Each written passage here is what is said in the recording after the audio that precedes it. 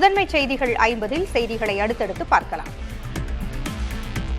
திருப்பூர் மாவட்டம் உடுமலைப்பேட்டை அருகே அதிமுக எம்எல்ஏவுக்கு சொந்தமான தோட்டத்தில் சிறப்பு காவல் உதவி ஆய்வாளர் வெட்டி படுகொலை செய்யப்பட்ட சம்பவம் அதிர்ச்சியை ஏற்படுத்தியுள்ளது. கொடிமங்கலம் காவல் நிலையத்தில் சிறப்பு உதவி ஆய்வாளராக சண்முகவேல் பணியாற்றி வந்தார். இவர் தந்தை மகன் பிரச்சினை தொடர்பான புகாரில் விசாரிக்க சென்றபோது கொடூரமாக வெட்டி படுகொலை செய்யப்பட்டார். குற்றவாளிகளை பிடிக்க 6 தனிப்படைகள் அமைக்கப்பட்டுள்ளன. கொலையில் தொடர்புடைய தந்தை மகன் உட்பட 3 பேர் மீது 7 பிரிவுகளின் கீழ் வழக்கு பதிவு செய்யப்பட்டுள்ளது.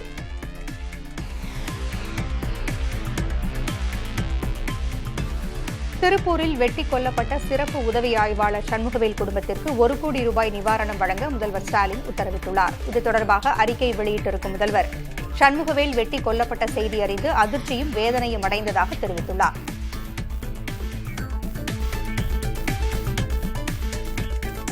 பணியின் போது வெட்டி படுகொலை செய்யப்பட்ட சிறப்பு ஆய்வாளர் சண்முகவேலின் மகனுக்கு அரசு பணி வழங்க வேண்டும் என மடத்துக்குளம் எம்எல்ஏ மகேந்திரன் அரசுக்கு கோரிக்கை விடுத்துள்ளார். முன்னதாக சண்முகவேலின் குடும்பத்தினருக்கு எம்எல்ஏ ஆறுதல் கூறினார். செங்கல்பட்டு உள்ளிட்ட 8 மாவட்டங்களில் வியாழக்கிழமை கனமழைக்கு வாய்ப்பிருப்பதாக சென்னை வானிலை ஆய்வு மையம் தெரிவித்துள்ளது. கோவை மாவட்டத்தின் மலைப்பகுதிகள், நீலகிரி, விழுப்புரம், செங்கல்பட்டு, திருவண்ணாமலை, திருப்பத்தூர், வேலூர் மற்றும் ராணிப்பேட்டை மாவட்டங்களில் ஓரிரு இடங்களில் கனமழை பெய்ய வாய்ப்புள்ளதாக கணிக்கப்பட்டுள்ளது. வரும் 12ஆம் தேதி வரை தமிழகத்தில் மிதமான மழை பெய்ய வாய்ப்புள்ளதாகவும், சென்னை நகரில் 2 நாட்களுக்கு மிதமான மழை பெய்யும் என்றும் வானிலை ஆய்வு மையம் கூறியுள்ளது.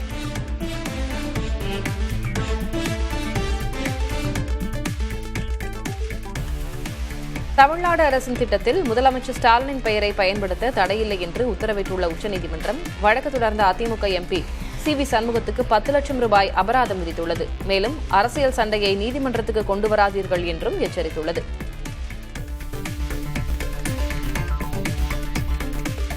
பீகார் வாக்காளர் பட்டியல் சிறப்பு திருத்தம் குறித்த வழக்கு உச்சநீதிமன்ற விசாரணையில் இருப்பதால் நாடாளுமன்ற மக்களவையில் அது குறித்து விவாதிக்க இயலாத நிலை உள்ளதாக அரசு தெரிவித்துள்ளது. பீகார் விவகாரம் குறித்து நாடாளுமன்றத்தில் விவாதிக்க எதிர்க்கட்சிகள் தொடர் அமளியில் ஈடுபட்டன. இதுகுறித்து விளக்கமளித்த மத்திய அமைச்சர் கிரண் ரிஜிஜூ, நீதிமன்ற விசாரணையில் உள்ள விவகாரங்கள் மக்களவையில் விவாதிக்கப்படக்கூடாது என்பது விதிமுறை என்று தெரிவித்தார்.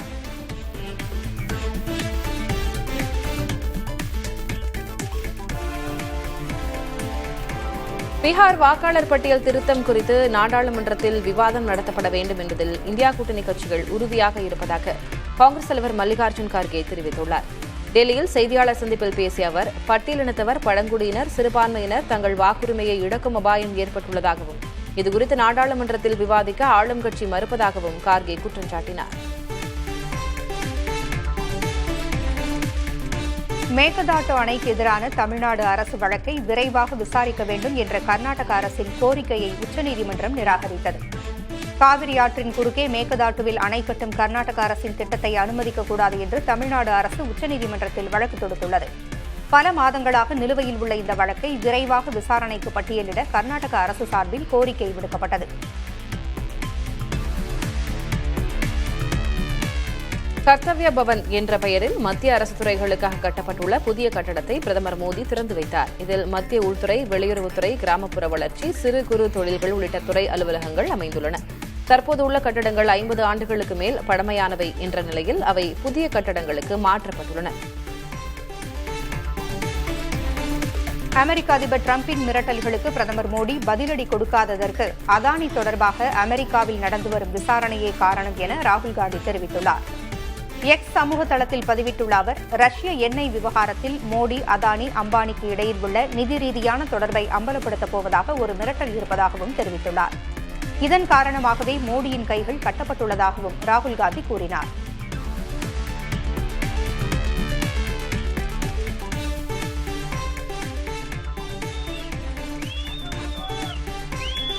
உத்தரகாசியில் ஏற்பட்ட மேக வெடிப்பு பாதிப்புகளை முதலமைச்சர் புஷ்கர் சிங் தாமி வான்வழியாக பார்வையிட்டார். உத்தரகண்ட் மாநிலம் உத்தரகாசி மாவட்டத்தில் உள்ள தாராலி கிராமத்தில் மேக வெடிப்பால் ஏற்பட்ட பெருவெள்ளம் கட்டடங்களை சுனாமி போல வாரி சுருட்டியது. இதில் 4 பேர் உயிரிழந்த நிலையில் சுமார் 100 பேர் மாயமாகியுள்ளனர். பீகாரில் அமெரிக்க அதிபர் டொனால்டு டிரம்ப் பெயரில் வசிப்பிடச் சான்றிதழ் கேட்டு ஆன்லைன் விண்ணப்பம் சமர்ப்பிக்கப்பட்டுள்ளது. இந்த விண்ணப்பம் நிராகரிக்கப்பட்டு மோசடி செய்தவர் மீது வழக்கு பதிவு செய்யப்பட்டுள்ளது. பீகாரில் இதுபோன்று வினோதமான பெயர்களில் போலி ஆவணங்கள் மூலம் வசிப்பிடச் சான்றிதழுக்கு விண்ணப்பிக்கப்படுவது தொடர்கதையாகியுள்ளது.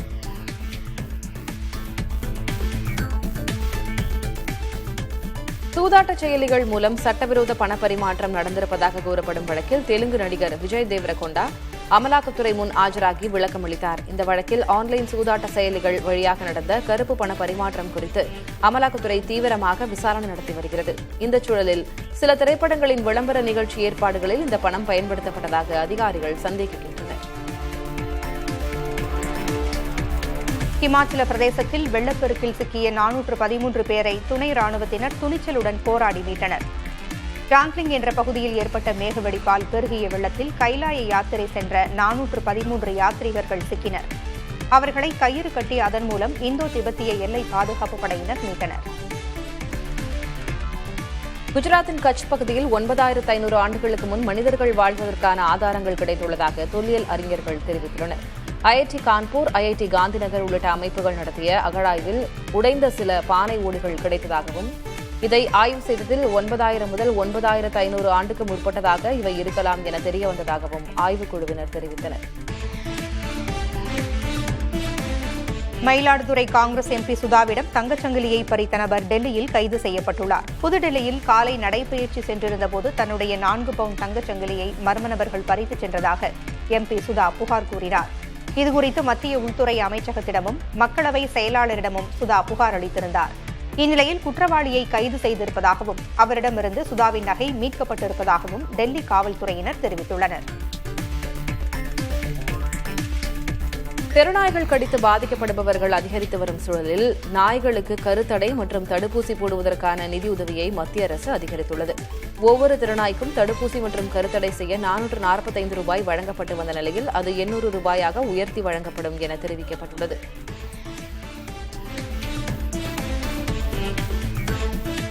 உலகின் முதல் அணுகுண்டு ஜப்பானின் ஹிரோஷிமாவில் வீசப்பட்டு 80 ஆண்டுகள் நிறைவடைந்தன.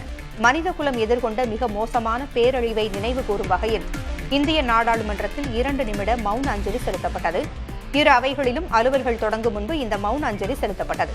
1945 ஆண்டு ஆகஸ்ட் 6ஆம் தேதி அமெரிக்கா வீசிய அணுகுண்டால் 1,40,000 பேர் உயிரிழந்தனர்.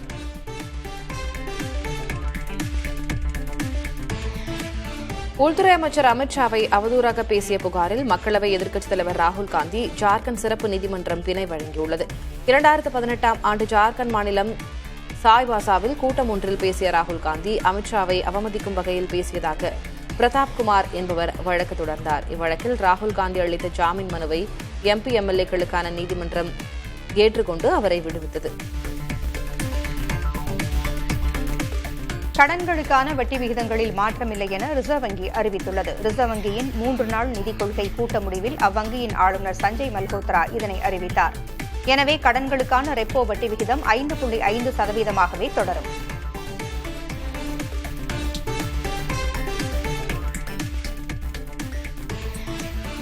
ஆண்டுகளுக்கு பிறகு தமிழ்நாட்டின் பொருளாதாரம் மீண்டும் இரட்டை இலக்க வளர்ச்சியை எட்டியுள்ளதாக முதலமைச்சர் மு க ஸ்டாலின் தெரிவித்துள்ளார். இது தொடர்பாக பேசிய அவர் 14 ஆண்டுகளுக்கு பிறகு திமுக ஆட்சியில்தான் இரட்டை இலக்க வளர்ச்சி ஏற்பட்டுள்ளதாக பெருமிதம் தெரிவித்தார். தென்காசி மாவட்டத்தில் 2ஆம் நாள் சுற்றுப்பயணத்தில் ஈடுபட்ட அதிமுக பொதுச் செயலாளர் பழனிசாமி பொதுமக்களுக்கு நல உதவிகளை வழங்கினார். ஆட்டோ, கார் ஓட்டுநர்களுக்கு இலவச சீருடையும், குற்றாலம் பேரூராட்சி பகுதியில் உள்ள குடும்ப அட்டைதாரர்களுக்கு 1000 ரூபாய் மதிப்பிலான பரிசு தொகுப்புகளையும் வழங்கினார். தொடர்ந்து விவசாயிகளை சந்தித்து கோரிக்கை மனுக்களை வாங்கிய பழனிசாமி அவர்களிடம் குறைகளை கேட்டறிந்தார். தொடர்ந்து மாற்றுக் கட்சியினர் அதிமுகவில் இணையும் நிகழ்விலும் கலந்து கொண்டார்.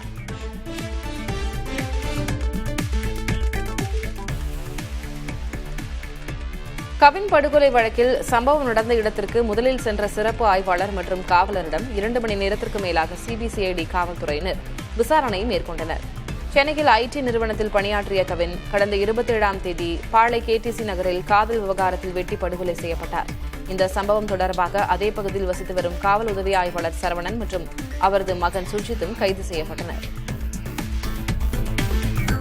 தமிழக முதல்வர் மு க ஸ்டாலினை சந்தித்த அதன் கூட்டணி கட்சித் தலைவர்கள் ஆணவ கொலைகளை தடுக்க தனிச்சட்டம் இயற்ற வேண்டும் என்று வலியுறுத்தினர். முதல்வரை அவரது வீட்டில் வைத்து விசிக தலைவர் திருமாவளவன், மார்க்சிஸ்ட் கம்யூனிஸ்ட் செயலாளர் சண்முகம், இந்திய கம்யூனிஸ்ட் மாநில செயலாளர் முத்தரசன் ஆகியோர் சந்தித்தனர். அதில் எதிர்வரும் சட்டமன்ற கூட்டத்தொடரில் ஆணவ கொலை தடுப்பிற்காக தனிச்சட்டம் கொண்டுவர வேண்டும் என்று வலியுறுத்தப்பட்டது.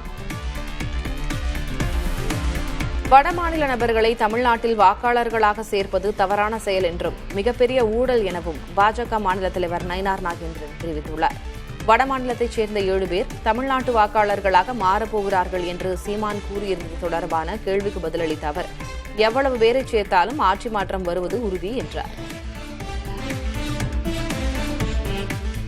திரைப்பட தயாரிப்பாளர் ஆகாஷ் பாஸ்கரன் மற்றும் தொழிலதிபர் விக்ரம் ரவீந்திரன் தாக்கல் செய்த வழக்கில் பதில் மனு தாக்கல் செய்யாத அமலாக்கத்துறைக்கு சென்னை உயர்நீதிமன்றம் 30,000 ரூபாய் அபராதம் விதித்துள்ளது. இவ்விருவருக்கும் சொந்தமான இடங்களில் அமலாக்கத்துறை சோதனை நடத்தியது. இது தொடர்பாக மேற்கொண்டு நடவடிக்கை எடுக்க சென்னை உயர்நீதிமன்றம் தடை விதித்திருந்தது குறிப்பிடத்தக்கது.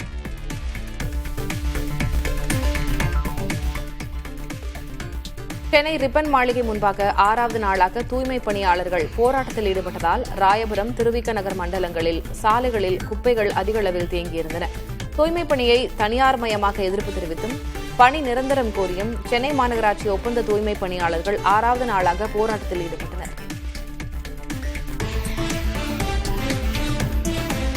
சென்னையில் போராட்டம் நடத்தும் தூய்மை பணியாளர்களுடன் பேச்சு நடத்தி பிரச்சினைக்கு தீர்வு காணப்படும் என அமைச்சர் சேகர்பாபு தெரிவித்துள்ளார். புதிய தலைமுறைக்கு அவர் அளித்த பேட்டியில் தூய்மை பணியாளர்களின் ஊதியம் குறைக்கப்படாது என்று உறுதியளித்தார்.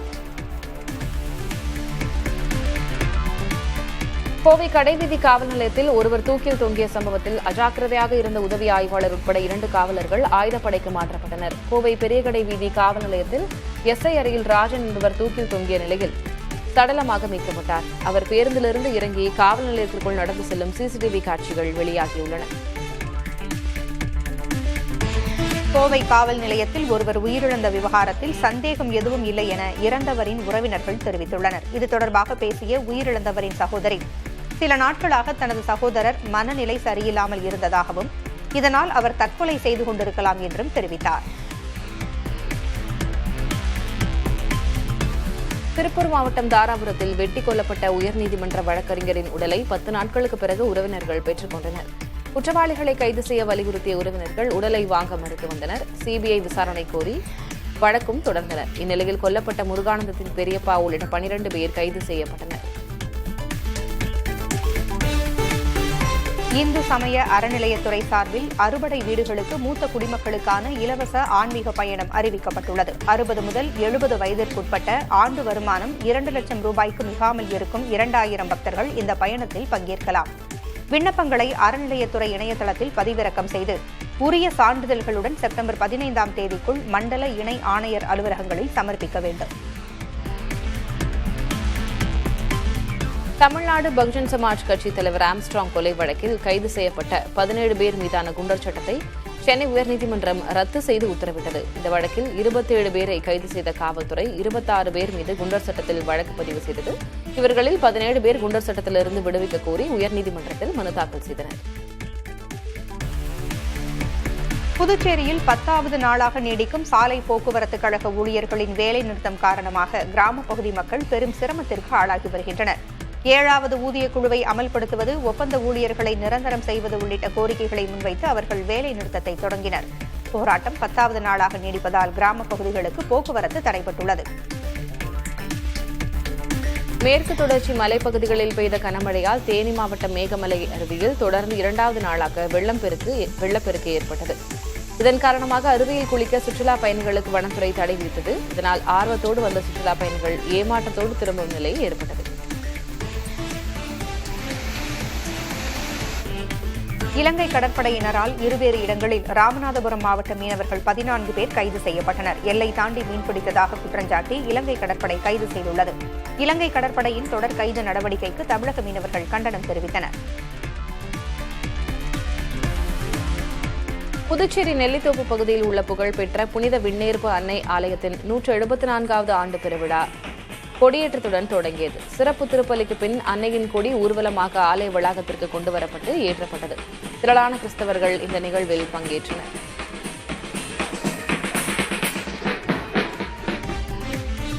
தேனி மாவட்டம் ஆண்டிப்பட்டி பேரூராட்சி தலைவர் மீதான நம்பிக்கையில்லா தீர்மானத்திற்கான ரகசிய வாக்கெடுப்பு வரும் 22ஆம் தேதி நடைபெறுகிறது. ஆண்டிப்பட்டி பேரூராட்சி தலைவராக திமுகவைச் சேர்ந்த பொன் சந்திரகலா பதவி வகித்து வருகிறார். இவர் தன்னிச்சையாக செயல்பட்டு வருவதாக குற்றஞ்சாட்டி திமுக, அதிமுக உட்பட 15 கவுன்சிலர்கள் போர்க்கொடி தூக்கியுள்ளனர். சுதந்திர தினத்தை முன்னிட்டு ஆகஸ்ட் 15ஆம் தேதி முதல் 3 நாட்கள் உதகை குன்னூர் இடையே சிறப்பு மலை ரயில்கள் இயக்கப்படும் என தெற்கு ரயில்வே அறிவித்துள்ளது.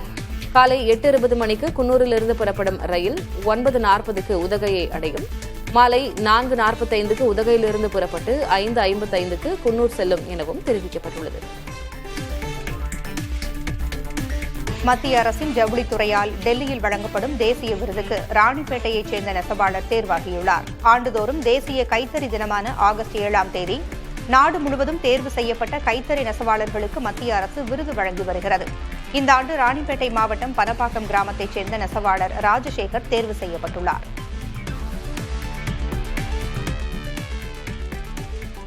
அமெரிக்க அதிபர் டிரம்பின் சிறப்பு தூதர் ஸ்டீவ் விட்காஃப் மாஸ்கோவில் ரஷ்ய அதிபர் விளாடிமிர் புடினை சந்தித்தார். உக்ரைன் மீதான போரை நிறுத்த ரஷ்யாவுக்கு அமெரிக்க அதிபர் டிரம்ப் விதித்த கெடு முடிவடைய 2 நாட்களே இருக்கும் நிலையில் இந்த பயணம் கவனம் பெறுகிறது. முன்னதாக விட்காஃப் ரஷ்ய அதிபர் புடினின் பொருளாதார விவகாரங்களுக்கான தூதரான கிரெட் டிமிட்ரேவுடன் சந்தித்து பேசினார். காசாவை முழுமையாக ஆக்கிரமிக்க இஸ்ரேல் பிரதமர் பெஞ்சமின் நெதன்யாகு திட்டமிட்டுள்ளதாக தகவல் வெளியாகியுள்ளது. ஹமாஸிடம் பிணை கைதிகளாக சிக்கியுள்ள இஸ்ரேலியர்களை மீட்பதற்கு காசாவை முழுமையாக ஆக்கிரமிப்பதே தீர்வு என்றும் இன்னும் சில நாட்களில் நடைபெறவுள்ள அமைச்சரவைக் கூட்டத்தில் நெதன்யாகு முன்மொழியப் போவதாக கூறப்படுகிறது. இதற்கு எதிர்ப்பு தெரிவிக்கும் ராணுவ அதிகாரிகள் பதவி விலகிக் கொள்ளலாம் என்று நெதன்யாகு கூறியிருப்பதாகவும் தகவல் வெளியாகியுள்ளது. கனடாவில் காலிஸ்தான் தூதரகம் தொடங்கப்பட்டுள்ளது. புதிய சர்ச்சையை உருவாக்கியுள்ளது. சர்ரே பகுதியில் உள்ள சீக்கிய குருத்வாராவில் இந்த தூதரகம் தொடங்கப்பட்டுள்ளது. காலிஸ்தான் பிரிவினைவாதம் கோரும் இயக்கத்தினர் இதை தொடங்கியுள்ளனர். இந்த குருத்வாராவில்தான் காலிஸ்தான் பிரிவினைவாத இயக்கத் தலைவர் ஹர்தீப் சிங் நிஜார் கொல்லப்பட்டது குறிப்பிடத்தக்கது. பழிவாங்கும் நோக்கில் முன்னாள் அதிபர்களுக்கு வழங்கப்படும் சலுகைகளை தற்போதுள்ள அரசு நீக்குவதாக இலங்கையின் முன்னாள் அதிபர் மஹிந்த ராஜபக்ச தெரிவித்துள்ளார். கொழும்பு நகரில் புத்தக வெளியீட்டு விழாவில் அவர் கலந்து கொண்டார். பின்னர் செய்தியாளர்களுக்கு பேட்டியளித்த மஹிந்த ராஜபக்ச மக்கள் தங்களுக்கு வழங்கிய சலுகைகளை விட பெரியது எதுவும் இல்லை என்று தெரிவித்தார். இங்கிலாந்து கிரிக்கெட் தொடரை முடித்துக் கொண்டு தாயகம் திரும்பிய இந்திய கிரிக்கெட் வீரர் முகமது சிராஜுக்கு சொந்த ஊரான ஹைதராபாத்தில் உற்சாக வரவேற்பு அளிக்கப்பட்டது. சிறப்பான ஆட்டத்துக்காக சிராஜுக்கு ரசிகர்கள் வாழ்த்து தெரிவித்தனர். சிராஜுக்கு பாராட்டு விழா நடத்த திட்டமிட்டுள்ளதாக ஹைதராபாத் கிரிக்கெட் சங்கம் கூறியுள்ளது. இந்திய கிரிக்கெட் அணியுடனான டெஸ்ட் தொடரில் தம்மை தொடர் நாயகனாக தேர்வு செய்தது ஏற்புடையதல்ல என்று இங்கிலாந்து அணி வீரர் ஹாரி புரூக் தெரிவித்திருக்கிறார். தொடர் நாயகன் விருது ஜோ ரூட்டிற்கு வழங்கப்பட்டிருக்க வேண்டும் என்றும் அவர் குறிப்பிட்டுள்ளார்.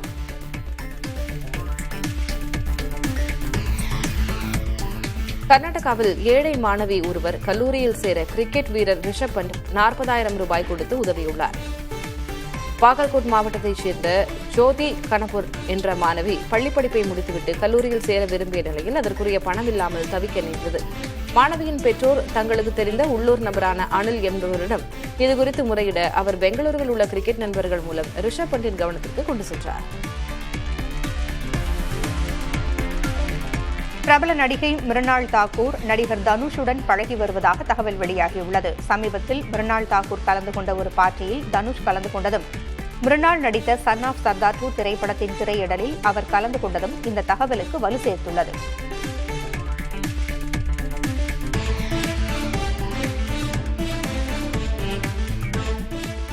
புகழ்பெற்ற நடிகை ஹன்சிகா மோத்வானி தனது இன்ஸ்டா பக்கத்தில் இருந்து திருமண புகைப்படங்களை நீக்கியுள்ளது பேசுபொருளாகியுள்ளது. 2022ஆம் ஆண்டு டிசம்பரில் தொழிலதிபர் சோஹைல் கட்டாரியாவை கைப்பிடித்தார் ஹன்சிகா. ஹன்சிகா கணவரை பிரியப் போவதாக அண்மை காலமாக செய்திகள் வெளிவந்த வண்ணம் இருந்தன. இந்நிலையில் சோஹைலுடன் இருக்கும் சில புகைப்படங்கள், காணொளிகள் மற்றும் திருமணம் தொடர்பான புகைப்படங்களை ஹன்சிகா தனது இன்ஸ்டா பக்கத்தில் இருந்து நீக்கியுள்ளது கவனம் பெற்றுள்ளது.